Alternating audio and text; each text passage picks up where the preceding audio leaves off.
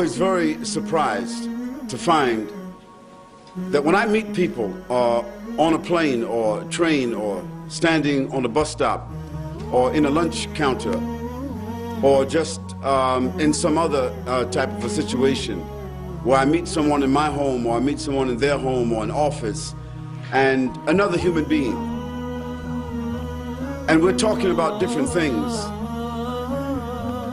and some way I navigate myself to ask that person the question, what do you think about life? And the person says, well, what do you mean by that? I said, life. Well, what do you think about it? What do you think the meaning is? What do you think the purpose is? And you'll be surprised that intellectual people, educated people, religious people, opinionated people, arrogant people, rich people, white people, black people, Americans, British, Australians, Spanish, Germans, French, heads of state, diplomats, athletes, celebrities, people whom you would think should have some kind of grip or have come to some kind of determination about this very simple question. I asked them, well, what do you think is the purpose of life?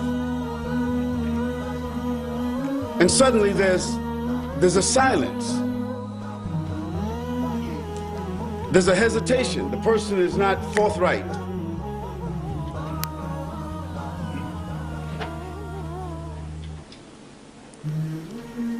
And I always remind myself, and I always remind the person that this is not a religious question. It's not a philosophical question. It's not a dialectical question. It's not a tricky question. It's a very simple, straightforward question.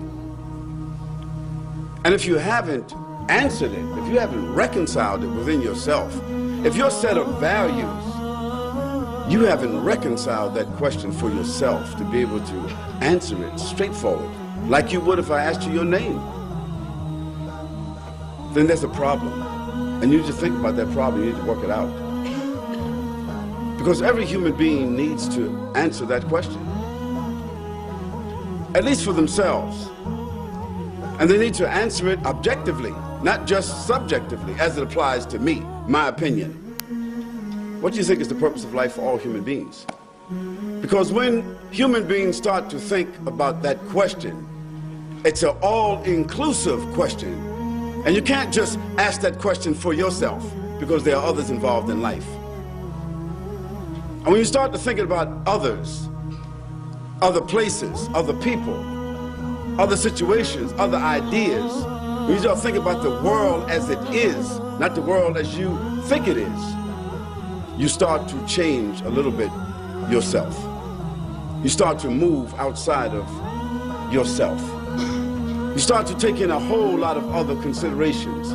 And I always say to people, if you haven't thought about this, you need to go home, cut off the TV, turn off the music, let the kids go and play, let your wife go and shop, or let your husband go someplace, and sit in your house or your room in silence for 5 minutes, 10 minutes, 20 minutes, and think about what is the purpose of life? Because when you start thinking about that question,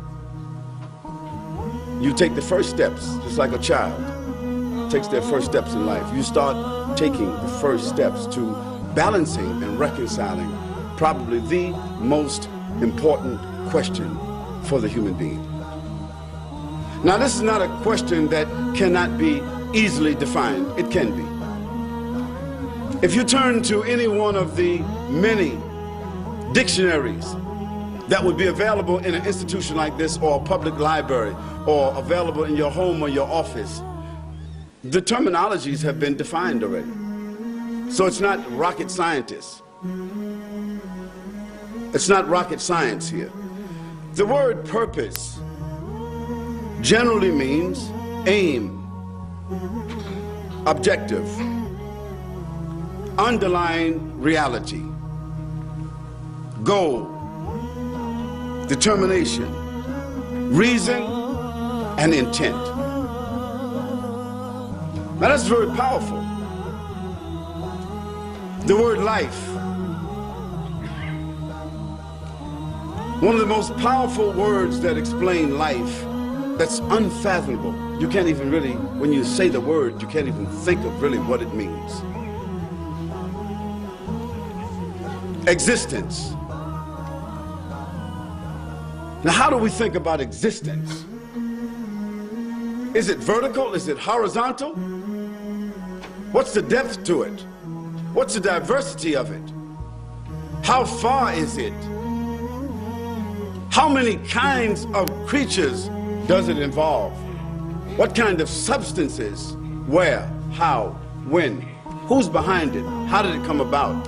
Such a profound word, existence. The phenomena of the world, the term of a human being's existence before what we call death. Death. A word that none of us like to say unless it applies to someone or something else. We can manage to say someone has died. But we don't like to think, even for a moment, about someone saying that about us. Because that inevitable event, death, that is what you and I are on a downhill incline facing every single day. And babies die. Young people die. Old people die. Pretty women die. Handsome men. Rich people. Everyone faces death and will die.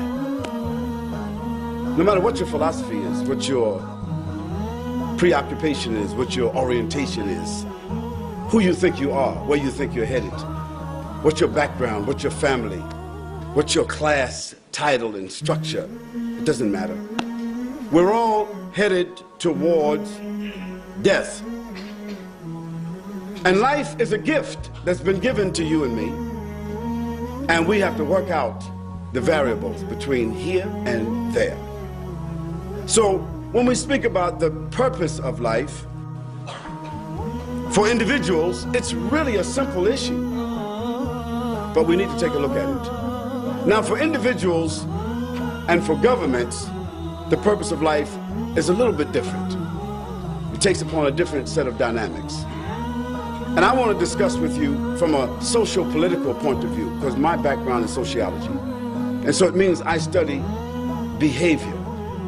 I study the behavior of governments, civilizations, societies. I study the behavior of individuals.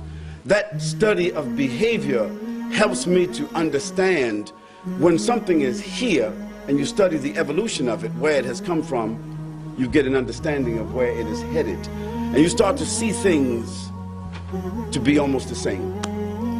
And when we talk about life, the life of a person, whether their life expectancy or their life anticipation, their life involvement, for all human beings, it's basically the same. Now, you might eat a little more fancy food than somebody that's living in Rwanda. You may live in a little more fancy house than someone that's living in Somalia or Afghanistan. You may have a little bit more choice of clothing when you open up your closet than someone that might be living in the Amazon.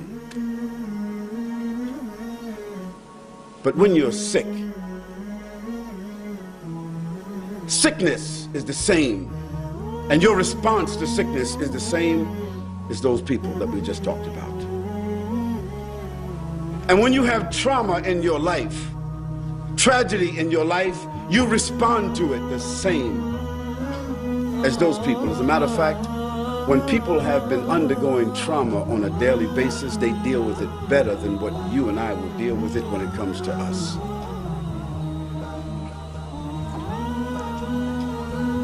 So for individuals and governments, the purpose of life have a different manifestation, but I want to show you sort of like the generics of of how they both function.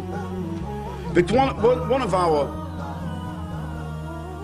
philosophers, historians, that some of you may have heard his name is Ibn Khaldun. He's called the father of history. He's the first one that interpreted history according to human behavior. He said that the cycle of life for individuals, the cycle of life for governments and civilizations are the same as the cycle of life for human beings. There's a gestation period, and then they're born. And after they're born, they begin to recognize, walk, speak.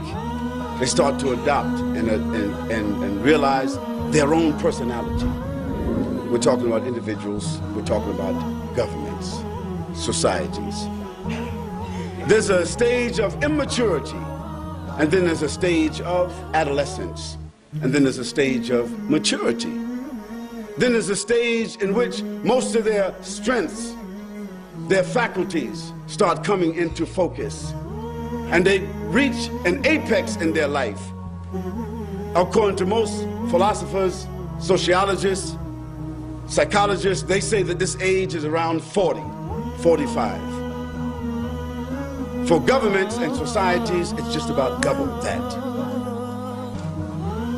Then they start to realizing and understanding the values and the dynamics of life a little bit more than they did when they were 30 and 20, because now they have reached the top of the hill and they start looking down. And as they start to decline into 50s and 60s, life starts to become more precious to them.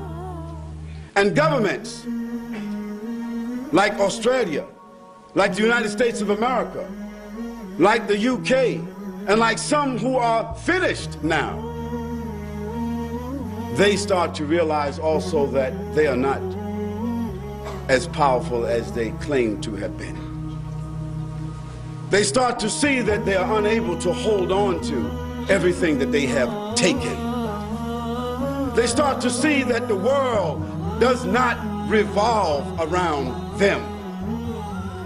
They start to realize that they cannot exist without the collaboration and the cooperation of other individuals, of other governments, of other people. They start to realize this. And inevitably, individuals, like governments, soon become dependent upon others. They return back to a state where they were dependent before, and after being rich, independent, arrogant, powerful, selfish, self-centered, whatever, they start to becoming wise, giving, benevolent, understanding, compromising, mature, and looking at the anticipation of the inevitable, which is sickness and death. And one day, some of us in this room will remember that this has been said, that a great country like Australia, great country like America, where I'm from, great country like Great Britain, France, Germany, all these great countries, there's going to be a time, maybe not in our lifetime, when someone will speak about them with a historical, rhetorical mention, because they'll be over. And there'll be some other names here, like there are some other names here now. And we speak about others who were here, who thought they were powerful and would be here forever, rhetorical and historical.